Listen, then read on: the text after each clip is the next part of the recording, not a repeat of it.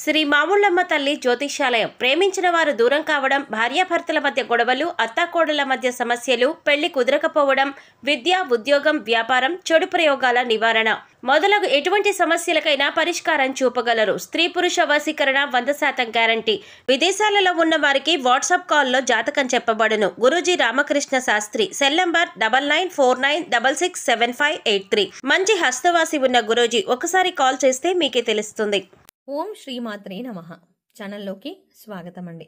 ఈ వీడియోలో మనం గ్రహస్థితిని అనుసరించి మీనరాశి వారు ఎటువంటి ఫలితాలను పొందుతున్నారో తెలుసుకుందాం. ఈ రాశి వారికి ఈ నెల 14, 15, 16వ తేదీలో జరగబోయేది ఏంటి, ఈ రాశి వారి ఇంట్లో ఎటువంటి శక్తి దాగి ఉంది, ఆ శక్తి ఏ విధంగా బయటకు రాబోతోంది, ఆ శక్తి బయటికి రావడం వల్ల వీరి జీవితం ఎటువంటి మలుపు తిరుగుతుంది, అలాగే ఈ సమయంలో మీరు చేసుకోవాల్సిన దేవతారాధన, అలాగే పాటించవలసిన పరిహారాల గురించి పూర్తి వివరాలు ఈ వీడియోలో తెలుసుకుందాం.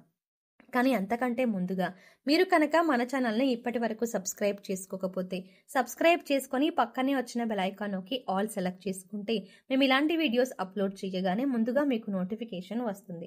అలాగే వీడియోని ఎక్కడా కూడా స్కిప్ చేయకుండా చివరి వరకు చూస్తేనే మేము ఏం చెప్తున్నాం మీకు పూర్తిగా అర్థమవుతుంది.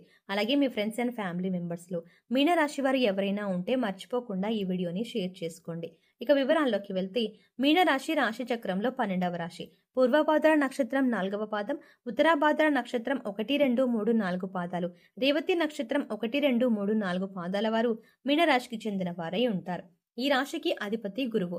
ఈ రాశి వారు సహజంగా మంచి వ్యక్తిత్వాన్ని కలిగి ఉంటారు. ఇతరులకు సహాయం చేయడంలో ముందుంటారు. ఇక ఏదైనా పనిని సాధించాలి అంటే అది పూర్తయ్యేంత వరకు నిద్రపోని మనస్తత్వాన్ని కలిగి ఉంటారు. అది ఎంతటి కష్టమైన పని అయినా సరే విజయవంతంగా సాధించేంత వరకు పోరాడతారు. ఈ రాశి వారు కార్యదక్షతను కూడా కలిగి ఉంటారు. మంచి చెడు ఆలోచించిన తర్వాత మాత్రమే మీరు ఏ పనైనా మొదలు పెడతారు. ఇక ఈ రాశి వారి జాతకం ప్రకారం చూసుకున్నట్లయితే వీరి జీవితంలో ఒడిదుడుకులు అలాగే సమస్యలు కూడా అధికంగా ఉంటాయి. కుటుంబ బాధ్యతలను కూడా ఎక్కువగా అనుభవించవలసి ఉంటుంది. వీరి జాతక రీత్యా ఆర్థిక పరిస్థితుల కారణంగా అప్పులు కూడా చేయవలసిన పరిస్థితులు ఎదురవుతాయి. అయితే ముఖ్యంగా కొంతమంది శత్రువుల మూలంగా కూడా మీరు జీవితంలో అనేక సార్లు నిందలు, ఆరోపణలు భరించాల్సి వస్తుంది. మీరు చెయ్యని తప్పులకి కూడా నేరారోపణ ఎదుర్కోవాల్సి ఉంటుంది. అయితే ఈ రాశి వారి యొక్క జీవిత గమనాన్ని బట్టి వారి యొక్క స్వభావాన్ని కూడా మనం అంచనా వేయవచ్చు. పరిస్థితులకి తగ్గట్టుగా చురుకుగా వ్యవహరించే స్వభావం ఈ రాశి వారికి ఉంటుంది. వారికి లాభదాయకంగా ఉంటాయి. అలాగే ఈ రాశి వారు జీవితంలో ఎదగాలని ఎంత ప్రయత్నం చేసినా కానీ వీరిని అణగదొక్కడానికి ఒక వ్యక్తి ఎప్పుడు కూడా వీరి పక్కనే ఉంటారు. అంటే ఎంత ఎదగాలని ప్రయత్నం చేసినా కానీ వీరి నిరుత్సాహపరిచే వ్యక్తి ఎప్పుడు కూడా వీరి వెంటే ఉంటారు. అటువంటి వ్యక్తుల మూలంగా కొన్ని సందర్భాల్లో అవకాశాలని అందిపుచ్చుకోలేకపోతారు. ఒకవేళ ఎంతో కష్టపడి అవకాశాలను అందిపుచ్చుకున్నా కూడా వాటి వల్ల వీరికి ఎటువంటి ఉపయోగం అనేది కూడా ఉండదు. అయితే ఈ రాశి వారు జీవితంలో ఎటువంటి పరిస్థితులు వచ్చినా కానీ పట్టుదలతో మీరు ముందుకు సాగినట్లయితే కనుక ఖచ్చితంగా మీ జీవితంలో అనేక రకాల శుభ ఫలితాలను అందుకుంటారు. ఇక ఈ సమయంలో మీలో దాగి ఉన్న ఒక శక్తి అనేది బయటికి రాబోతోంది. అదే ప్రతికూల శక్తి. మీలో చాలా కాలంగా మీకు తెలియకుండా దాగి ఉన్న ప్రతికూల శక్తి ఈ సమయంలో బయటికి రావడం వల్ల మీరు ఎంతో కాలంగా ఇబ్బంది పడుతున్న అనారోగ్య సమస్యలు కానీ ప్రతికూల ఫలితాలు కానీ అన్ని దూరం అవుతాయి. ముఖ్యంగా ఆర్థిక పరిస్థితుల్లో మిమ్మల్ని ఎంతో కాలంగా ఇబ్బంది పెట్టిన సందర్భాలు కూడా ఉన్నాయి. క్రమక్రమంగా ఆర్థికంగా దిగజారిపోయిన పరిస్థితుల్లో చూశారు. ఆర్థికంగా ఎదగడానికి ఎంత కృషి చేసినా కూడా ఎటువంటి ఫలితం కనబడట్లేదు. దానికి కారణం మీ ఇంట్లో దాగి ఉన్న ప్రతికూల శక్తి. ఈ ప్రతికూల శక్తి మీ ఇంట్లో దాగి ఉండడం కారణంగా చాలా కాలంగా మీరు ఎన్నో రకాల ఇబ్బందులను ఎదుర్కొంటున్నారు. ఎన్నో రకాల నిందలు పడవలసి వచ్చింది. అవమానాలు, ఆరోపణలు ఎదుర్కొన్నారు. కుటుంబ సభ్యుల మధ్య సఖ్యత కూడా లేదు. అలాగే ఆర్థికంగా కూడా దిగజారిపోతున్నారు. ఈ విధంగా ఎన్నో రకాల సమస్యలు ఎదుర్కొన్నారు. దీనికి గల కారణం మీ ఇంట్లో ఉన్న ప్రతికూల శక్తి. ప్రతికూల శక్తి అంటే నెగిటివ్ ఎనర్జీ. అది ఏ రకంగానైనా సరే మీ ఇంట్లోకి ప్రవేశించి ఉండవచ్చు. అంటే నరదృష్టి ఉన్నా కూడా ప్రతికూల శక్తి మీ ఇంట్లోకి ప్రవేశిస్తుంది. లేదా మీరు బయటికి వెళ్ళి ఇంట్లోకి వచ్చినప్పుడు మీతో కూడా ప్రవేశించి ఉండవచ్చు. అయితే ఇటువంటి ఒక నెగిటివ్ ఎనర్జీ మీ ఇంట్లో ఉండటం కారణంగా మీరు అనేక రకాలుగా సమస్యలను ఎదుర్కొంటున్నారు.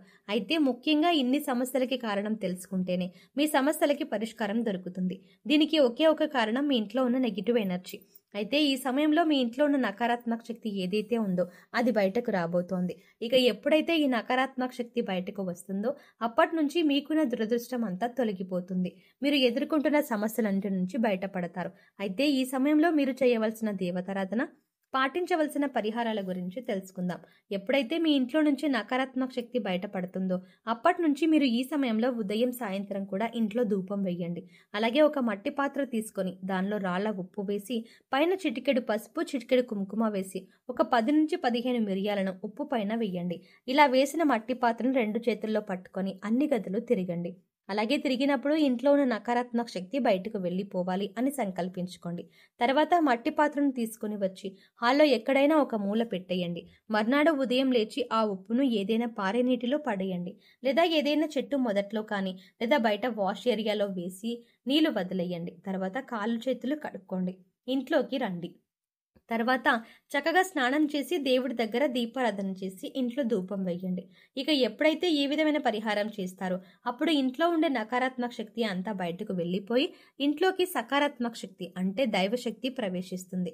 లక్ష్మీదేవి ప్రసన్నమై మీరు పడినటువంటి కష్టాలు అన్నింటినీ కూడా దూరం చేసుకోవచ్చు. సకల శుభాలు చేకూరతాయి. ఆర్థికంగా పురోగతి సాధిస్తారు. గతంలో మీరు ఏవైతే సమస్యలతో ఇబ్బంది పడ్డారో అటువంటి సమస్యలన్నింటికి కూడా చక్కటి పరిష్కారం దొరుకుతుంది. సమస్యలు కష్టాలు అన్ని కూడా ఒక్కొక్కటిగా తీరిపోతాయి. గతంలో మీరు కోల్పోయిన ధన అవకాశాలు అన్ని తిరిగి పొందుతారు. ఆర్థిక పురోగతిని చూస్తారు. అలాగే ప్రతి శుక్రవారం లక్ష్మీదేవి ఆరాధన చెయ్యండి. విశేషంగా కనకదార స్తోత్రాన్ని పఠించండి. శుక్రవారం లలితా సహస్రనామాలు చదువుకోండి. ఇలా చేయటం వల్ల మీ ఇంట్లో పాజిటివ్ ఎనర్జీ కనిపిస్తుంది.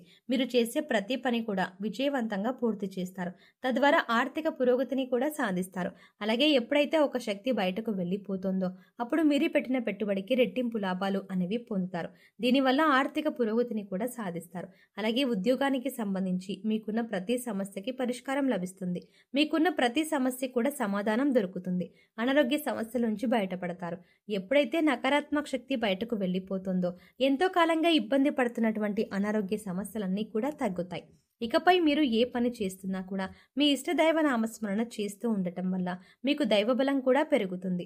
అంతేకాదు మీరు వంట చేస్తున్నా లేదా జర్నీ చేస్తున్నా అలాగే ఖాళీ సమయంలో కూడా మీరు మీ ఇష్టదైవ నామస్మరణ చేయడానికి ప్రయత్నించండి. ప్రతిరోజు ఇంట్లో దీపారాధన చెయ్యండి. రోజుకి ఒకసారి ధూపం వేయండి. అప్పుడు ఎటువంటి నకారాత్మక శక్తి ఇంట్లోకి ప్రవేశించదు. వీలైనంత వరకు దాన ధర్మాలు చెయ్యండి. మూగజీవాలకు పశుపక్షాదులకు తాగడానికి నీరు తినడానికి ఆహారాన్ని ఏర్పాటు చేసినట్లయితే గత జన్మలో తెలిసి తెలియక చేసిన పాపకర్మల యొక్క దుష్ఫలితాలు అన్నీ కూడా ఈ సమయంలో తొలగిపోతాయి.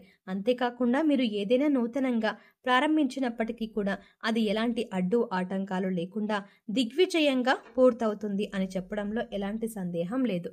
సో చూసారు కదండి, ఈ నెల 14, 15, 16వ తేదీలో మీనరాశి వారి జాతకరీత్యా ఎటువంటి ఫలితాలు పొందుతున్నారు, అలాగే వీరు ఇంట్లో ఏ శక్తి దాగి ఉంది, ఆ శక్తి ఏ విధంగా బయటికి వస్తుంది, ఇలా బయటికి రావడం వల్ల మీ జీవితం ఎటువంటి మలుపు తిరగబోతోంది, అలాగే ఈ సమయంలో మీరు ఎటువంటి పరిహారం చేసుకోవడం వల్ల జీవితంలో ఉన్నతిని సాధిస్తారు అనే పూర్తి వివరాలను ఈ వీడియోలో మనం వివరంగా తెలుసుకున్నాం కదా.